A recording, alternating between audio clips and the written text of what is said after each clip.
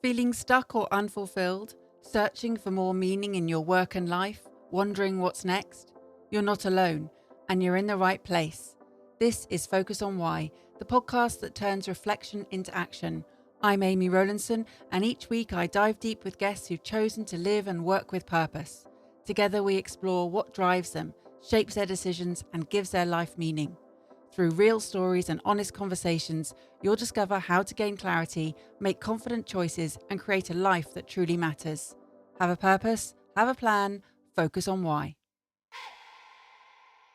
Do you understand the power of a focus on why in business? Are your people truly engaged and finding meaning in their work? I deliver practical, interactive workshops that boost engagement, fulfillment, well-being, and purpose, all key drivers of higher productivity and performance.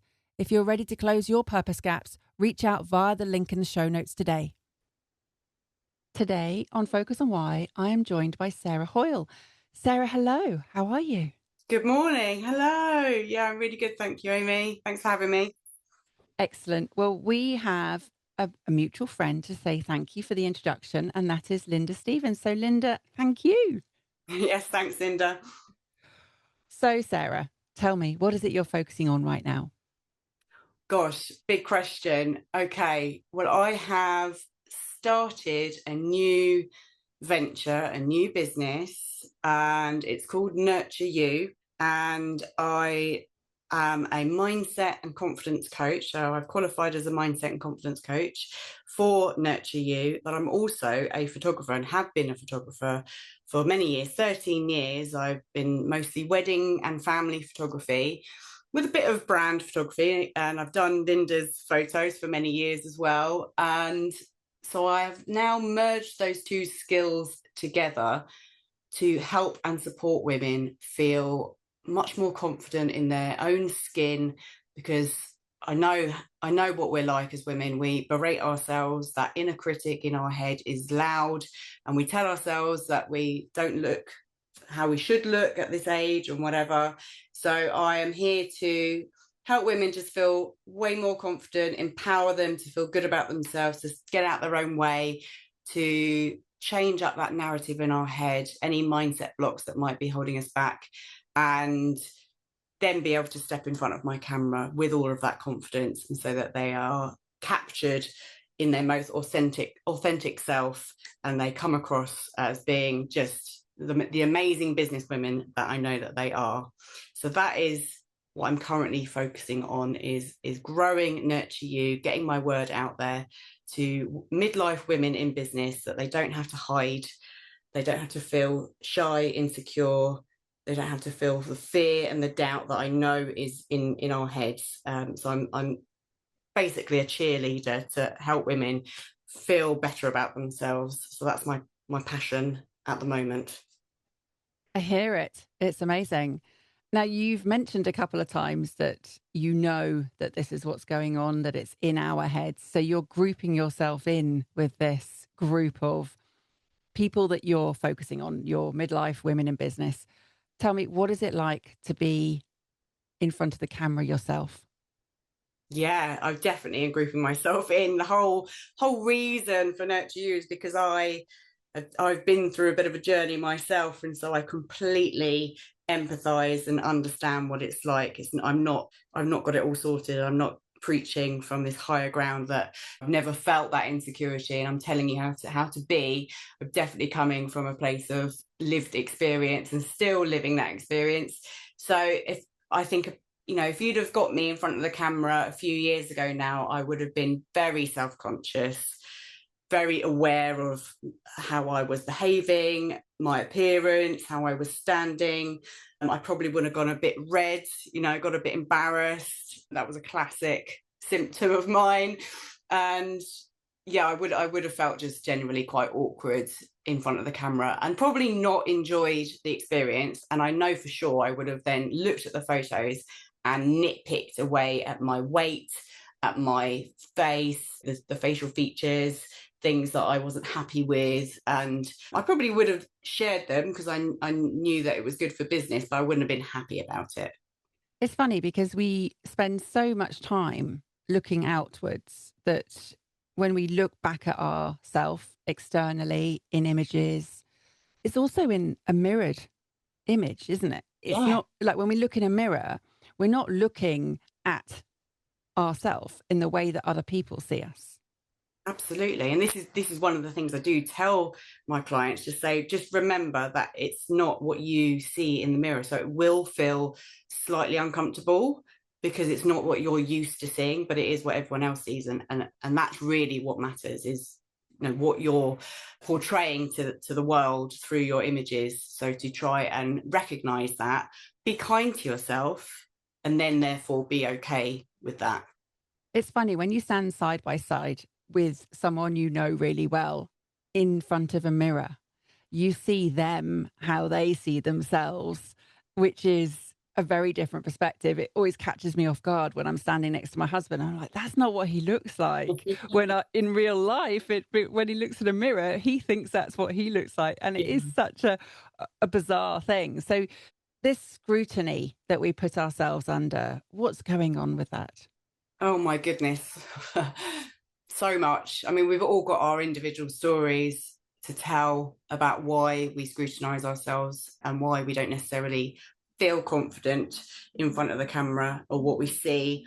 I know from my experience that scrutiny came from a long time ago, from just acceptance, I guess, as a child. And I wasn't accepted in my so-called friendship groups at school, and I was bullied a lot for my appearance.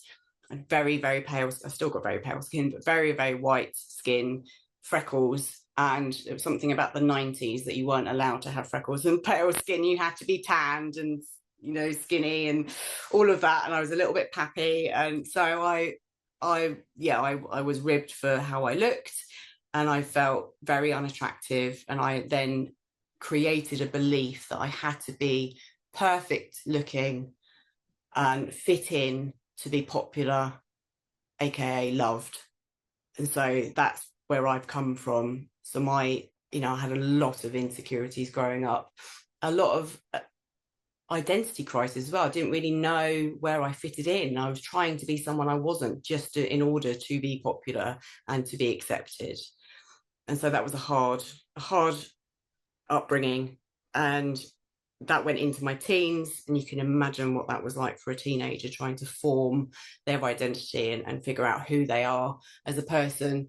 It was painful, and I ended up just being a bit of a victim. And you know what it's like with bullies. My goodness, as soon as you become a bit of a victim, then they rush to you.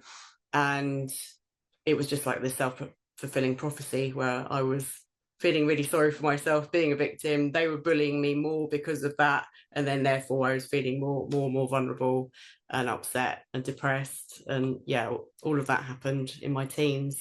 So I know from that experience, I obviously carried that well into my adulthood, and was always critiquing myself and wanting to change my appearance. But I also think it wasn't just the bullying experience. We all know that growing up, well, I grew up in the sort of late 80s, 90s. I'm late 40s now. And at that time, there was so much pressure on women in the media to look perfect. You had FHM magazine, you had all of those kind of pop magazines, and page 3 was still a thing. So we had all of that visually being bombarded at us to look a certain way. And I know that is still rife today. I think it's a little bit more balanced, potentially, depending on how you talk to and what you look at. But it's certainly not as prevalent as it was, I would say, in the late 90s. So that's what I grew up as well, was the media showing me all of this perfection of what you should look like. And then obviously the messaging I was getting from my peers. And bless my parents, they did the best they could with the tools they had at the time. But emotional intelligence, mental health, all of that wasn't really spoken about. Emotional issues were kind of stiff upper lip. Come on, Sarah, pull yourself together, be strong. You can get through this. There wasn't really any empathy or any forum for discussion about how I felt about myself. And so I just dealt with it all in my head, And did you deal with it? No. Not for many, many years. No, I carried a lot of that emotional baggage with me for a good decade or two, and ended up in, toxic romantic relationships, as you can imagine. Soon as I discovered alcohol and giving and that ability to give me some fake confidence, so I could go out there at nightclubs and I could, dance crazily and be who I really wanted to be, but it was under the influence of alcohol, and then be attractive to the opposite sex, and have that need fulfilled. But then obviously the next day there would be the shame, how I behaved. Oh my gosh, I made a complete fool of myself. I was on the dance floor doing crazy moves. What on earth was I thinking? Oh, ended up with this guy or that guy. And it was just, yeah. So I just beat myself up and just felt more horrific, really. So that was a real cycle of behavior for a very long time. So I had a lot of shame and self-hatred being built for a good number of years. But even though there was all of that, deep within me, there's always been a resilience to get through. So I got through school and I got through university and those late teenage years. I got through those early 20s. I started going traveling, and I started being independent, and I started building this inner strength that I knew was always there, even though externally the behavior wasn't exactly the most positive behavior. I was still obsessed with, making sure I was a certain weight and all of that. But there was this inner strength, and there's always been that inner strength. And that's what's kept me going, really. And I ended up in a very toxic relationship, very codependent relationship with a narcissist. And at the time, obviously, I just was desperate to be loved and accepted. And I managed to walk away from that man after 3 years. And so I'm so proud of myself for being able to have the strength to walk away. And that really was kind of one of the turning points in my life. Yeah. It's huge to recognize those emotions and to understand those cycles of release and then shame, and understanding that you've got this inner strength, this resilience, this merging now of the two skill sets of being the mindset and confidence coach, and of having the skills of a photographer to bring out the inner version of an individual to help them to really express themselves. Tell me more about what that's going to mean for those who are on the receiving end of your work.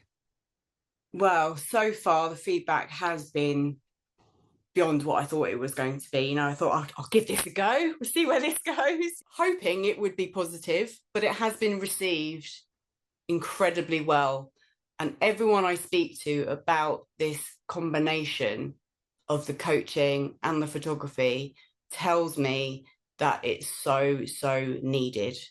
And the women that I work with, they come away. I mean, I'm not saying there's like a life-changing transformation, although some have said it has changed them. It does feel like the work I do with these women, it unlocks something in them, that maybe I'm giving them permission to be truly themselves. But it does seem to be very, very powerful. And also there's something that's been repeated again, because the way I work with women is either one-to-one with coaching or obviously one-to-one with photo shoots, but I also run workshops, day-long workshops. And a lot of the feedback from those has been when groups of women come together and we discuss things like our insecurities or our mindset blocks, or why we procrastinate and don't create content on social media and end up on Instagram scrolling and comparing ourselves, and allow ourselves to just be open and honest with other women. We validate each other, and that is really, really powerful, that we we hear each other, and we really, really listen to each other and hear each other. And I think that it's always been very magical. And I've obviously, I know Linda, and Linda's run retreats, and Linda obviously does her yoga classes. And again, it's got, you know, that has been written before, that I've taken from those kind of women's circles and those groups and those special moments. I've realized that there is magic there, and so I am also tapping into that magic now with the women that I work with. So I think it's massive. I think giving women the space to say, I don't like how I look, or I know I procrastinate instead of forging forwards with my business because I'm scared of this, because I'm scared of what people might think of me. I don't want to put my photo up on Instagram because I'm worried what my family will think because they follow me. You know, all these little things that just don't get spoken about or shared, they get spoken about and shared with me and within these workshops. And just airing those vulnerabilities, I think is really, really powerful. And me then explaining to them that this is normal, this is okay. And our brains trick us all the time, because its main job in life is to keep us safe. And so if we're doing something that's a little bit scary and outside of our comfort zone, it's going to shut us down, and it's going to give us all the excuses in the world not to do those scary things. So you have to consciously make those steps to do that scary thing, and then it's not so scary anymore.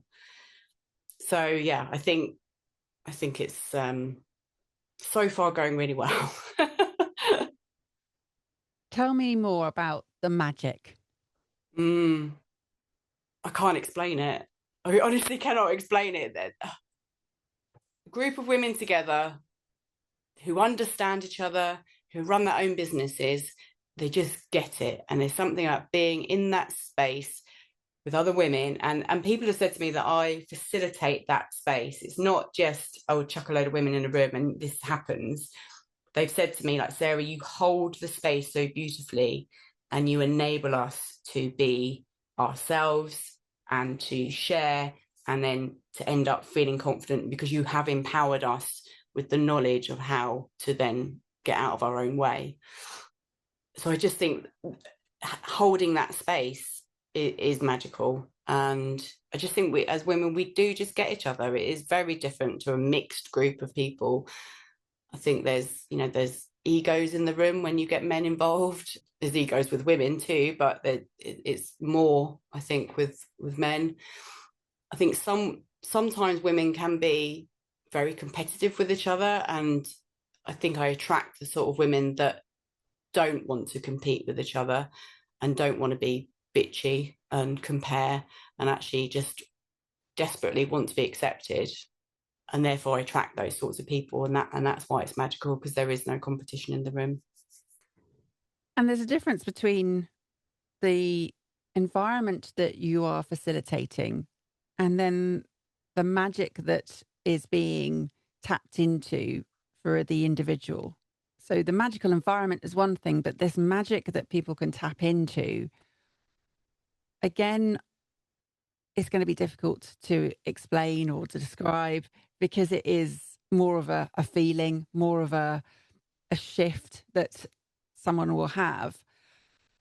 Can you explain in any way, maybe shape or color or feeling or energy, what that can be like for someone? I think a word comes to mind is safe. It's safety and being held, being comfortable. So yeah, I think that's the only way I can explain it, is that I facilitate a space that is safe for women to share vulnerabilities and insecurities and mindset blocks, and they're not judged. You know, there is no judgment in the room at that time. It's all okay. It's okay to be you and to feel these things. And purpose, how does that fold into this work? Yeah, more has happened to me in my life apart from everything I've shared. So there's more kind of passion from what has happened to me later in my life that creates my purpose as well. So obviously that, that was what I shared with you about feeling insecure and being bullied and toxic relationships and abusing alcohol and all of that. That was kind of early years. And later on, I had postnatal depression, and I developed, after I had children, a undiagnosed pelvic floor dysfunction condition, which is how I then met Linda, because obviously her specialism is the pelvic floor within the space of yoga. So after I had both my children, the postnatal depression was there, went undiagnosed after my first. And so I just battled on through, and all of this pelvic floor disorder, I just got poked and prodded by doctors and completely undiagnosed. They didn't really know what on earth was going on. The symptoms were presenting in such a strange way, and I was pretty much told that you're probably making it worse in your head, Sarah. And so I wasn't really validated. I can't think of the words to explain it now. I wasn't told it was real, and so I thought that I was going mad, and I really genuinely thought I was going insane, and thought maybe it is in my head, but didn't know how to fix it. So I was just kind of left with this hopelessness. And I was put on a lot of medication, which numbed the symptoms for a while. And I led half a life, I would say, between my children. And then after my second child, things were okay. And then all of these symptoms suddenly came back again. And obviously now, looking at it, it's because I was bearing children. Of course my pelvic floor is not going to be tip top perfect after I've delivered children. That never really got looked at. The symptoms presented in my bladder, you see, and so I was poked and prodded in my bladder, and no one really thought two and two together. Maybe it's something to do with tension and patterns and whatnot in my pelvic floor. And it was only after I was working with Linda, and then she recommended me to one of her physio ladies, and she was able to then really, really turn things around for me. But also, my default is going back to being a victim and being very, very angry with the world for how things had turned out for me. Here's yet another kick. Oh, I'm just going to get pushed down again. I'm going to have to fight my way up again. And I was incredibly angry and holding a lot of anger in my body, as you can imagine. But I didn't realize that I had ability to rewrite that narrative that I had in my head about being so angry. And I was expecting someone to come and save me and to come and fix me and make it all better. That's what I was hoping. And obviously my husband, bless his heart, was desperately trying to be that person, but it wasn't enough because my symptoms were still there and I was still absolutely falling apart. I was at the lowest point in my life postnatally after my second child, and I just thought there is no point to life anymore. That's how low I was. And then eventually, I saw this physio, went to Linda's yoga classes, started feeling a bit better, and realized that actually maybe it was a little bit in my head, but not as in terms of making it up, but maybe I was allowing this stress and this anger to be held in my body, and therefore my symptoms were going to be exacerbated by that. And there's something just switched inside me where I realized, oh my God, if I change my outlook to life, if I wake up rather than thinking, oh, my bladder's bad again, this is going to be an awful day, what have I got to do? How am I going to navigate leaving the house with my bladder problems? I've got to do this, and just feeling so cross and upset that I'm going to have to try and get through the day. If I wake up instead going, I'm so grateful that I've got these two healthy, wonderful children, this beautiful house that I'm living in, a husband that loves me, family and friends that are there to support me, and start just looking at life in a different way, that actually I could start enjoying life again. So that was a bit of a switch for me. So very long answer to your question.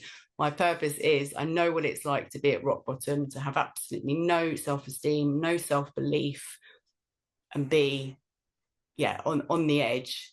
And so I want to be able to support and help other women that now realize that they can be the author of their own lives. They do not have to put up with feeling that way. There is hope.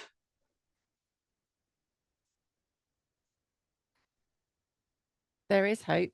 And there was also some truth in what you'd been told, that that you had been making it worse in your head. Just the way it was delivered wasn't exactly not particularly empathetic, or explained to me that maybe, Sarah, if you changed your attitude and the way you looked at life and actually changed your lifestyle completely, maybe that would help your symptoms. That wasn't really, they were like, we can't find anything wrong with you, so maybe maybe you're fabricating all of this. I was like, what? No, I hear you. Yeah, so been through bit of a journey, so I feel like it's my time to give back now. And giving back you are. I hope so. Yeah, as I say, it's the beginning.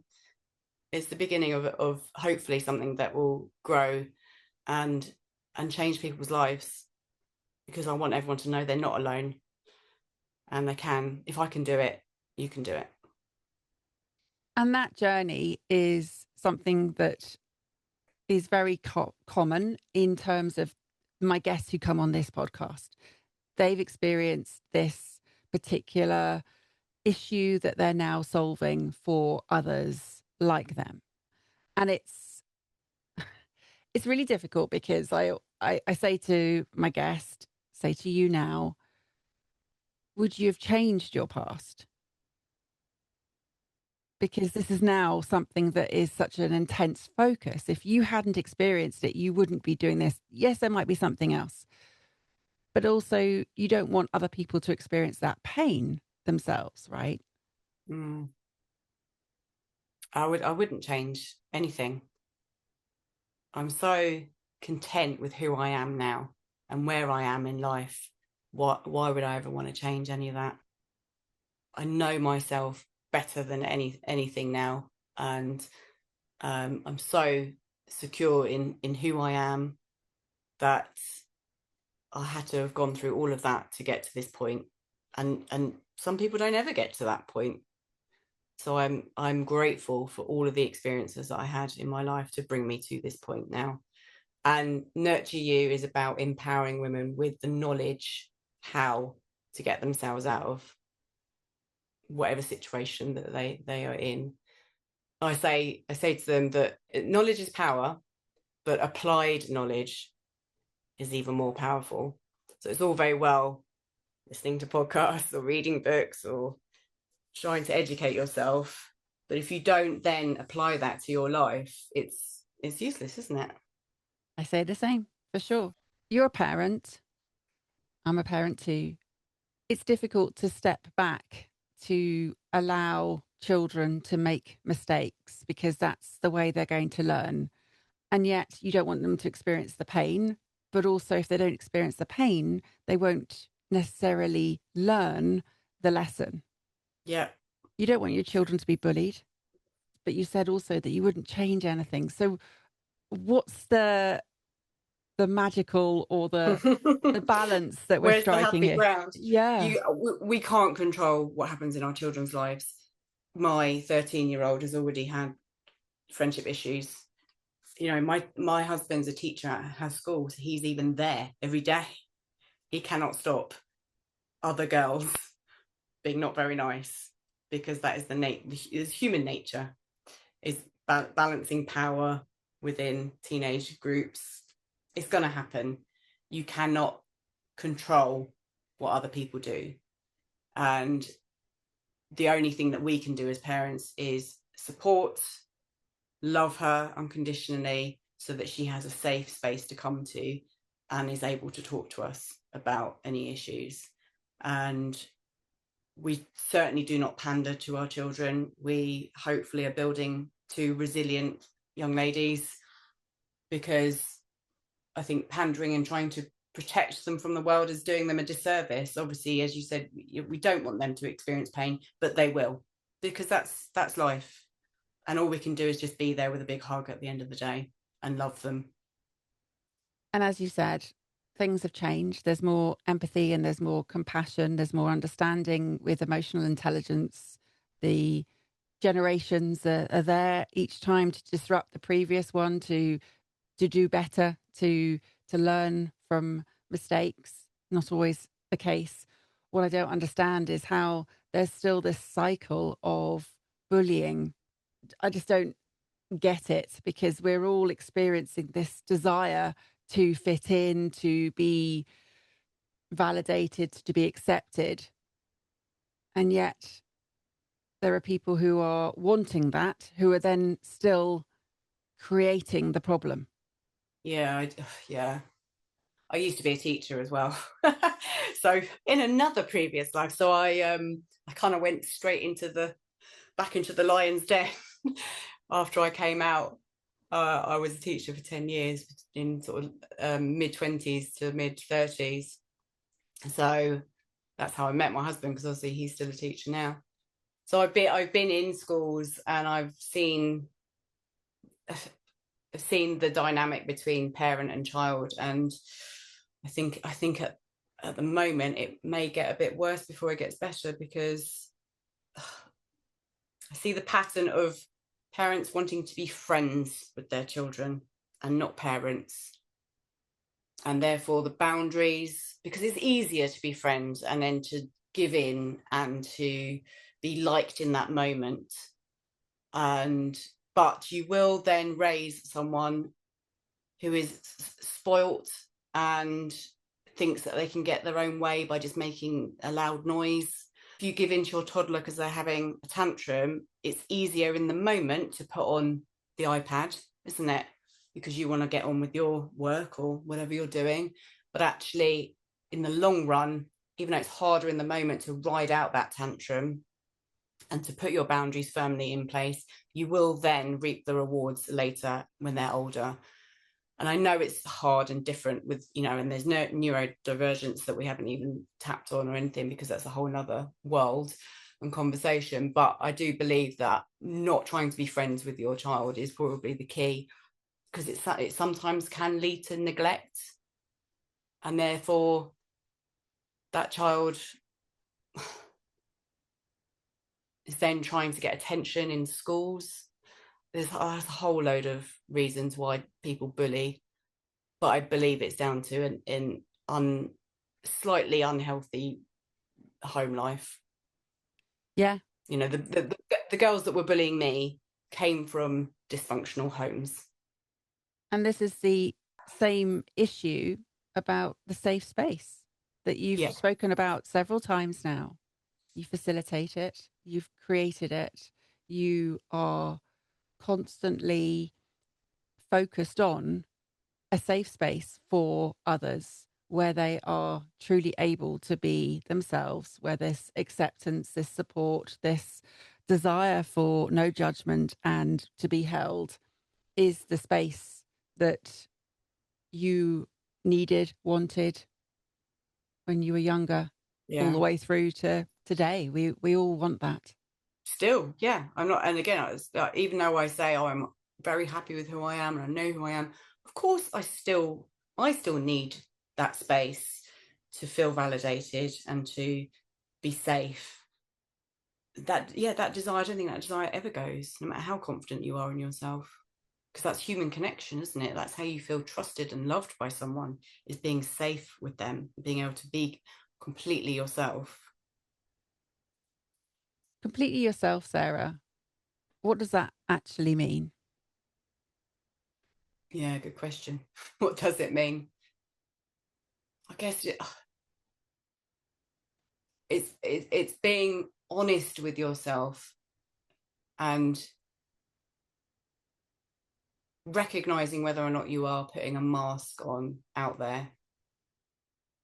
So sometimes, in my past, I reckon I probably I would explain myself or describe myself as quite chameleonic. So I would be around certain types of people, I would have this personality, around other types of people, I would have this personality. And yes, you've got to go like your work personality, and then your friend's personality, and then your family personality. But I think now I'm just the same everywhere.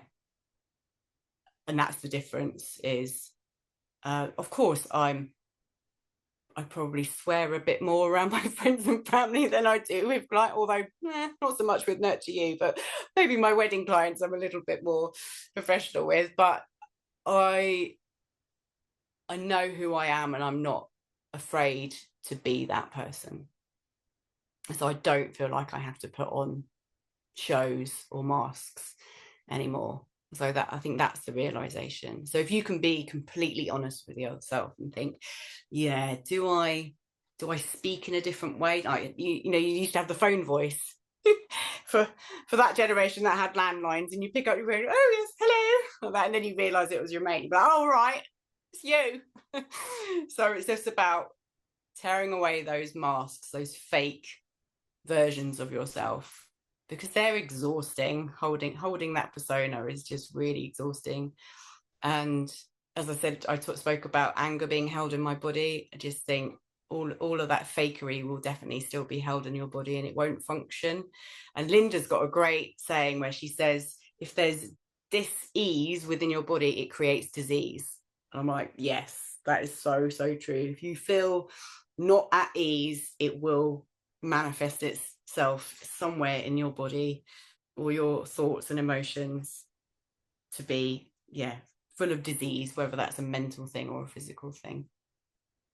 Yeah, it's really poignant. And it's funny, I wrote down chameleon earlier when you were talking about the identity crisis and the changing in all the different environments to be popular, to be loved. And yeah, we do that. It is something that I recognize in myself. And this disease, this dis-ease creating disease, and what the mind suppresses, the body expresses, is a huge element of all of this. Boundaries, being completely yourself, safe space, nurture you. It sounds amazing, and I wish you all the best. It's been an incredible conversation. Thank you for sharing everything that you have. I really feel that your story and your many lives that you've already lived in this short period of life so far will resonate with many, with a listener.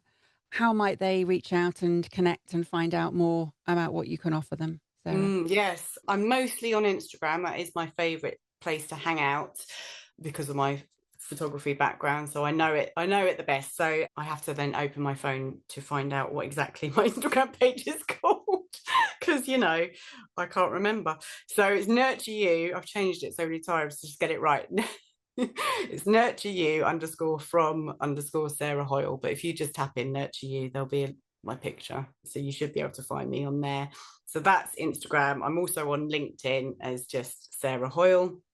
My website, which is still in the making. So this is another thing I'd say to my clients. I just say, you don't have to have it all perfect to just go for it. I've been going nearly 18 months now with no website, and look at the success that I brought in already.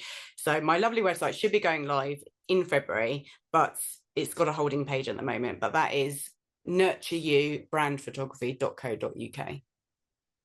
So all the links are in the show notes. Thank you. Head there to reach out and connect with Sarah, because why wouldn't you want to be in this incredible space where you are focusing on nurturing you and creating this safe space? Sarah, thank you again for sharing. Thank you for having me. Have you got some final words for the listener, please? Final words. Yeah, don't be afraid. As I said before, if I can do it, you can do it. So there's two phrases that I really like, which is, she believed she could, so she did. And feel the fear and do it anyway. That's a wrap for today, but the journey doesn't end here. Share your takeaways, leave a review, or post your insights. Your voice helps others discover the value of these stories. Want to dive deeper into purpose? Check the show notes for ways to work with me. Get a copy of my book, or to sign up for Friday Focus, my weekly newsletter packed with clarity and inspiration. Have a purpose, have a plan, focus on why.